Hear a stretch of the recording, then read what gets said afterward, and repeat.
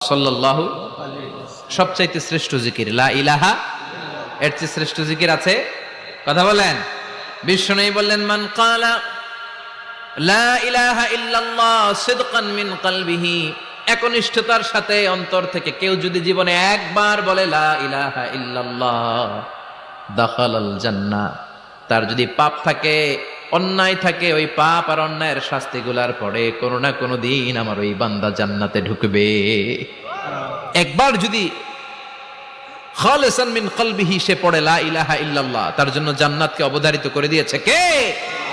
আবার এটার নাম আল্লাহ দিয়েছে কালিমায়ে, কথা বলেন, দরাবাল্লাহু মাসালান কালিমাতান তাইয়িবাতান কাশাজারাতিন তাইয়িবাতিন আসলুহা সাবিতুন ওয়া ফারউহা ফিস সামা। সুবহানাল্লাহ।